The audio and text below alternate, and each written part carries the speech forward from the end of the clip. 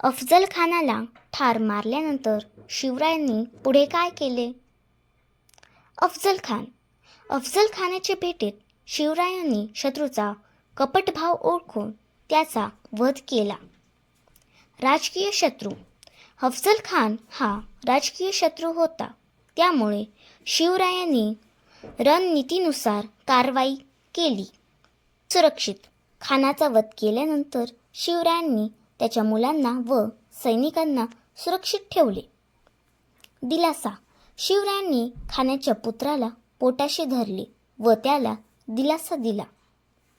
आधार. अफजल खानाच्या लोकांना त्यांनी आधार दिला व त्यांचा उदरनिर्वाह केला. सूडभाव. शिवरायांनी अफजल खानाच्या पराभवानंतर कुठलाही सूडभाव ठेवला नाही. सहिष्णुतेचा परिचय. छत्रपती शिवाजी महाराजांनी आपल्या सहिष्णुतेचा परिचय दिला. पराभूत शत्रू. पराभूत शत्रूच्या कुटुंबियांशी प्रेमाने वागण्याची शिकवण त्यांनी दिली. औदार्य. त्यांचे नेतृत्व केवळ शौर्यावर नव्हे तर औदार्यावरही आधारित होते. सद्भावना. शिवरायांनी राजकारणात सद्भावना व न्याय प्रस्थापित केला.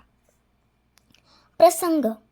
इतिहासातील प्रसंग शिवरायांच्या मानवतेचे दर्शन घडवतो.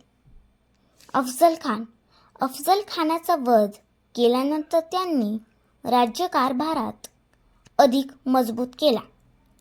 आदर्श. त्यांच्या सहिष्णुतेचा आदर्श आजच्या समाजासाठी दिशादर्शक आहे.